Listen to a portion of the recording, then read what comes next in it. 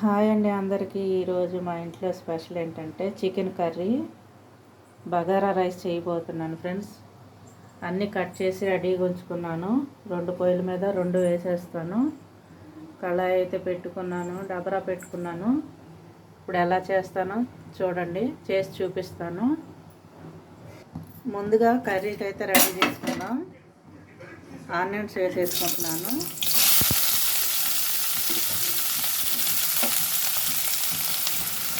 అలాగే ఈ మసాలా దినుసులు 2 వేసేస్తున్నాను. ఆయిల్లో కూడా వేయచ్చు, నేను మర్చిపోయాను. ఆనియన్స్ వేసేసాను కాబట్టి ఇప్పుడు వేసానండి.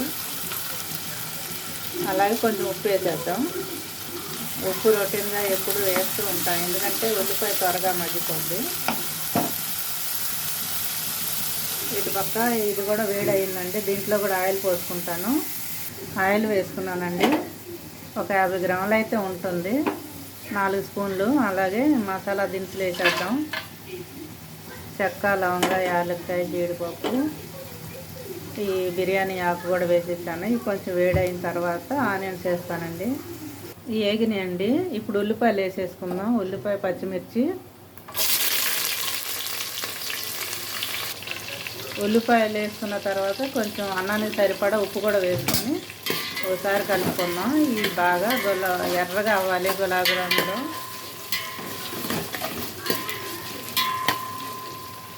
గులాబీ రంగు అంటే బాగా మాడిపోయినట్టు కాదండి, కొంచెం. అలాగే ఇది కూడా ఏమైందో చూద్దాం. ఇవి కూడా కొంచెం వేగినాయి. చికెన్ కర్రీ కూడా వేగినాయి. దీంట్లో ఇప్పుడు అల్లం వెల్లుల్లి పేస్ట్ వేసేసుకుందాం. 2 ఒకసారి రెడీ అయిపోతాయండి. ఒక 2 స్పూన్లు అయితే అల్లం వెల్లుల్లి పేస్ట్ వేస్తున్నాను 1/2 కేజీ చికెన్కి. ఇది ఒకసారి కలుపుకొని ఈ పచ్చివాసన పోయిందా కలుపుకున్నాము. ఇలాగా ఉల్లిపాయను కూడా ఒకసారి కలుపుకున్నాము. ఇది ఇంకా వేగలేదండి. కొంచెం అయితే పసుపు వేసుకున్నాను. పసుపు వేసి కలుపుకున్న తర్వాత చికెన్ వేసేసుకున్నామండి.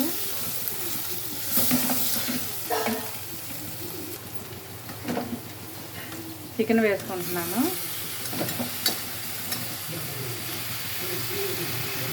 ఒకసారి చికెన్ వేసుకున్నాం కదా, కలుపుకుందాం. కలిపి మూత పెట్టుకుందాం.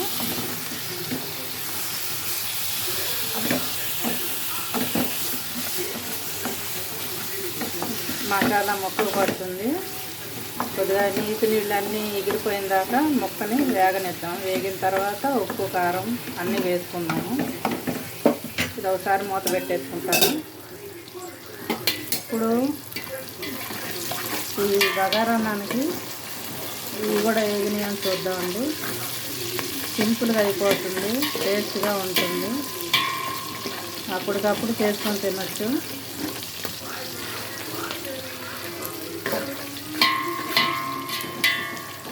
ఇంకా కొంచెం వేగాలండి. వేగిన తర్వాత అల్లం వెల్లుల్లి పేస్ట్ వేస్తాను. ఒకసారి కలుపుకున్నామండి. ఇది వేగిని ఇలా వేగితే చాలు.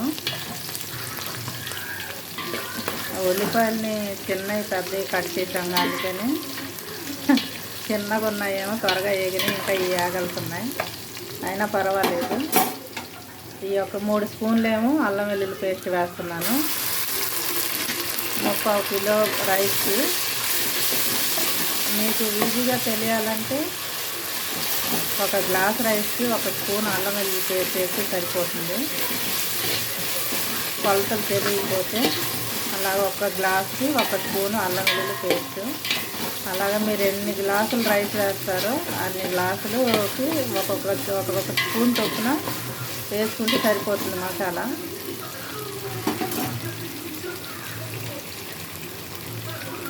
ఇప్పుడు పుదీనా కూడా వేసేద్దాం. పుదీనా, కొత్తిమీర. ఇంకా దీంట్లో ఎసరు పోసుకుంటే అయిపోతుందండి. ఎసరు మరిగిందంటే కడిగి పెట్టుకున్న రైస్ని వేసేసుకోవటమే.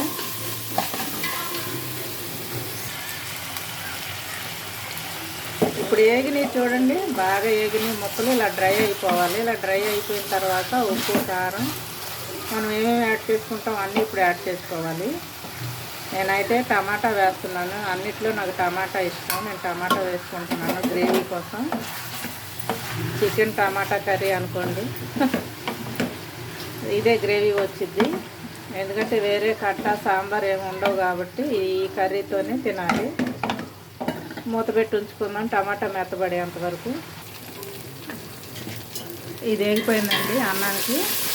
ఇప్పుడు దీంట్లో ఎసరు పోసేసుకున్నాము.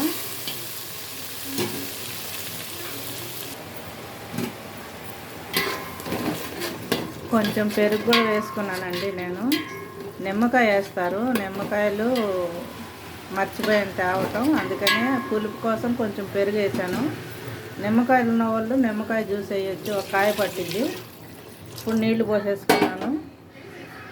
ఎసరు కరెక్ట్గా 1కి 2 పోసుకోవాలండి. మూత పెట్టేసుకున్నామండి మరిగిన దాకా. ఒకసారి కూర కూడా చూద్దామండి. టమాటా వేసాం కదా మెత్తబడిని. మనకి గ్రేవీ కావాలి, టేస్ట్గా ఉండాలి. కొంతమంది టమాటా ఇష్టపడరు. నేనైతే ప్రతి దాంట్లో నేను టమాటానే యూజ్ చేస్తాను, నాకు ఇష్టం. మా ఇంట్లో కూడా అందరూ తింటారు. దీంట్లో ఇప్పుడు కారం మసాలా అన్నీ వేసేసి కొంచెం వాటర్ వేసి మరగనిస్తే నూనె పైకి వచ్చేంత వరకు ఉడికితే అన్నంతో పాటు కర్రీ కూడా అయిపోతుంది.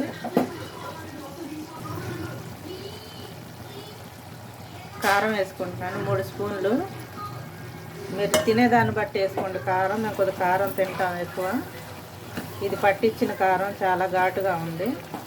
మీరు తినేదాన్ని బట్టి వేసుకోండి. ఎందుకంటే టమాటా పులుపు, ఉల్లిపాయ తీపి, చికెన్ కర్రీ చప్పగా ఉంటే బాగోదు.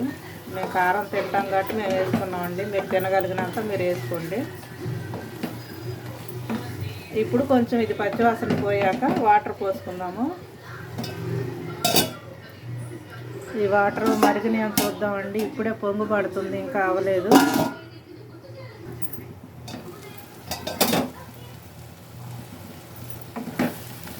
దగ్గరికి అయిపోయిందండి, పచ్చివాసన పోయింది. ఇప్పుడు కొబ్బరి పేస్ట్ వేసేసుకుందాం. కొబ్బరి, గసగసాలు, ఎండు కొబ్బరి, గసగసాలు, జీడిపప్పు, ఇలాగ ఏమైనా సరే ఒక పేస్ట్ చేసుకొని వేసుకుంటే మనకి చిక్కగా గ్రేవీ వస్తుంది.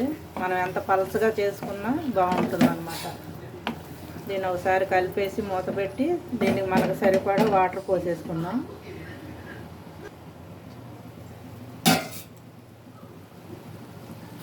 ఇప్పుడు అదే జార్లో కొంచెం నీళ్లు కలుపుకొని పోసుకుందాము. కొబ్బరి పట్టిన జార్లోనే నీళ్లు కూడా వేసి కలుపుకొని దీంట్లో పోసేసుకున్నాను. ఇప్పుడు మీకు ఎన్ని నీళ్లు పడతాయో, ఎంత గ్రేవీ అవసరమో చూసుకొని నీళ్లు కలుపుకోండి. ఇదంతా రెడీ అయిపోయింది. దీంట్లో కొద్దిగా ఉప్పు తక్కువే ఉండాలి, ఎందుకంటే అన్నంలో ఉప్పు ఉంటుంది కాబట్టి దీంట్లో తక్కువ వేసుకోవాలి. కొద్దిగా మరగనిచ్చిన తర్వాత గరం మసాలా, కొత్తిమీర వేసుకుంటే కూర రెడీ అయిపోయినట్టే. మూత పెట్టేసుకుంటానండి. దీన్ని కూడా ఒకసారి చూద్దాం. ఇప్పుడే మరుగుతుందండి. ఇప్పుడు బియ్యం కడిగి పెట్టుకున్నాం కదా, నానబెట్టుకున్నాము, ఆ బియ్యం వేసేసుకుంటాను. ఇప్పుడే మనం ఉప్పు చూసుకోవాలి. ఉప్పు చూసుకొని చాలకపోతే కొంచెం వాటర్లో ఉప్పు వేసుకొని బియ్యం వేసేసుకుంటే బగారా అన్నం కూడా రెడీ. ఒక 5 నిమిషాలు అయితే 2 రెడీ అయిపోతాయండి. ఉప్పు చూసుకున్నానండి, కరెక్ట్గా సరిపోయింది. ఎక్కువైనా బాగోదు, మనం తీయలేం కూడా. తక్కువైనా కర్రీలో కలుపుకుంటే సరిపోతుంది. రైస్ వడగట్టుకొని వేసేసుకుంటున్నాను. ఒకసారి కలిపి మూత పెట్టుకుందాం.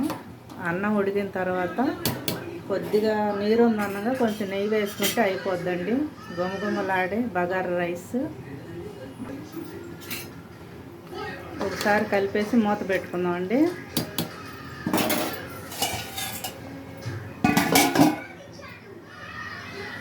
ఒకసారి మూత తీసి చూద్దామండి. ఇంకా ఒక వంతు ఉడకాలి, అయిపోవచ్చింది. 1కి 2 పోయాలండి నీళ్ళు, చాలా బాగుంటుంది. కొంచెం నెయ్యి కూడా వేసుకుందాం.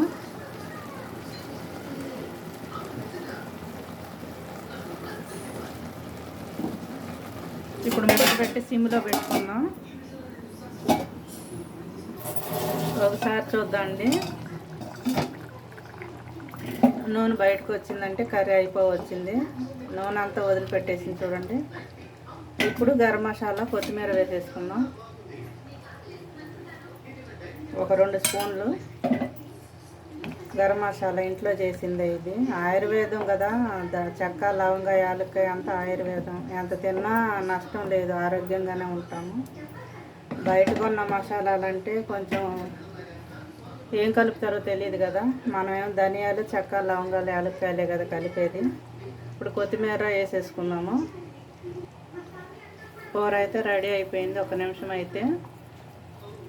నేను ఎప్పుడు ఇలాగే చేస్తాను, ఎందుకంటే ఇలాగ మనకి మా ఇంట్లో ఇగురులాగా వండితే చారు విడిగా పెట్టాలి. పప్పు చారు కానీ టమాటా చారు కానీ ఏదో ఒక చారు రసం. నేను ఏదైనా బగారా అన్నం పలావ్ ఏదైనా వండినప్పుడు మాత్రం ఇలాగే చేస్తాను కర్రీ. ఎందుకంటే మార్నింగ్ కూరలో ఇవన్నీ మనం వేసి గ్రేవీలా పెట్టాం కాబట్టి ఈవినింగ్ మనం చపాతీ చేసుకున్నా లేదంటే సంగటి చేసుకున్నా, రాగి సంగటి దాంట్లో కూడా కలవాలంటే కర్రీ అయితే ఇలాగే ఉండాలి. ఇలా ఉంటేనే కలిసిద్ది అన్నమాట. ఇగురులాగా ఉంటే కలుపుకోవటానికి బాగోదు. అందుకనే నేను ఎప్పుడు ఇలాగే చేస్తాను కర్రీ. చికెను డ్రైగా చేశానంటే ఆ రోజు పప్పుచారు కానీ ఏదైనా చారులు ఉంటాయి. ఇదైతే మూత పెట్టుకుందామండి. ఇప్పుడు అన్నం ఏమైందో చూద్దాం. ఒకసారి మూత తీసి చూద్దామండి. నీరంతా పోయింది, పొడి పొడిగా వచ్చింది. 1కి 2 పోసానండి. చాలా బాగుంటుంది బగారా రైస్. ఇది వేడి చేయదు, ఎండాకాలం అయినా తినొచ్చు. వేడి చేయటం, కడుపు ఉబ్బటం అటువంటివి ఏమి ఉండవు. ఎందుకంటే దీంట్లో అంతా ఆయుర్వేదం ఉంది కదా. పుదీనా, కొత్తిమీర, చెక్క లవంగాలు, ఎక్కువ మసాలాలు ఏమి వేయలేదు, లైట్గా వేసాను. చాలా బాగుంటుంది. పిల్లలు వైట్ రైస్ కంటే ఈ కర్రీస్కి ఈ రైసే ఇష్టపడతారు. కర్రీ కూడా అయిపోయిందండి. ఆపేసాను స్టవ్ కూడా. అన్నం కూడా మగ్గిపోయింది. మా చిన్నప్పుడైతే ఈ బగారన్నం తినాలంటే ఏ పెళ్ళో ఏ పేరంటం అయితే ఎవరైనా ఫంక్షన్లకు పిలిస్తే, పుట్టినరోజులు అయితే స్పెషల్గా వండుతారు కాబట్టి ఆ బగారన్నం అప్పుడు దొరికేది. ఇప్పుడు మనం ఎప్పుడు పడితే అప్పుడు తినేస్తున్నాం, ఎప్పుడు పడితే అప్పుడు వండుకోవచ్చు. నేర్చుకున్నాం కదా. అప్పుడు మా అమ్మగారు వాళ్ళకి తెలియదు కదా పలావ్ బగారన్నం అంటే. కొబ్బరి అన్నమే ఫెస్టివల్కి వండేది. చికెన్ కర్రీ కూడా అయిపోయింది. మొత్తం కూర అంతా అయిపోయింది. వంట అయిపోయిందండి. ఇక వేడివేడిగా వడ్డించుకొని తింటమే. చూడండి, ఇలాగ చిక్కగా ఉంటే చాలు. మా చిన్నప్పుడు వచ్చి పండగలు వస్తే కొబ్బరన్నం, కోడి మాంసం, స్వీట్ వచ్చేసి పాల తాలికలు. ఇప్పుడు అన్నీ అందుబాటులో ఉన్నాయి. ఏది కావాలంటే అది ఆర్డర్ చేసుకుంటున్నారు. ఇంట్లో వండుకునే వాళ్ళు తక్కువ అయిపోయారు. తినాలన్నా షుగర్లు, బీపీల వల్ల తినటం మానేశారు. మీరు కూడా చేసుకొని తినండి. ఎంతో రుచికరమైన ఆహారం. మనం తినకపోయినా పిల్లలకన్నా పెట్టాలి కదా. వాళ్ళు ఎందుకు పాపం, వాళ్ళ ఇష్టాలని మనం ఎందుకు కాదనాలి. నేనైతే తినేస్తానండి, తింటాను. అంతకు ఏదన్నా ఇబ్బంది అనిపిస్తే ట్యాబ్లెట్ వేసుకుంటాను. అసలైతే రైస్ తినొద్దు అంటారు కానీ నేను రైసే తింటాను 2 పూటలు. మీ పిల్లలకు కావాల్సినవి మీరు కూడా చేసుకొని తినండి. ఈ వంట అయితే కంప్లీట్ అయిపోయిందండి. వడ్డించుకోవటమే అయిపోయిందండి వంట. వేడి వేడి బగారా రైస్, చికెన్ కర్రీ, పెరుగు చట్నీ. ఈరోజు ఇవేనండి మా ఇంట్లో స్పెషల్. చక్కగా వండుకొని తినండి. ఎలా ఉందో కామెంట్ చేయండి, లైక్ చేయండి, షేర్ చేయండి. చికెన్ షార్వా బగారా అన్నానికి, రాగి సంగటికి బాగుంటుంది. మీరు కూడా తిని చూసి చెప్పండి. ఇదేనండి మా ఇంట్లో రెసిపీ. మీరు కూడా తినండి, లైక్ చేయండి, కామెంట్ చేయండి.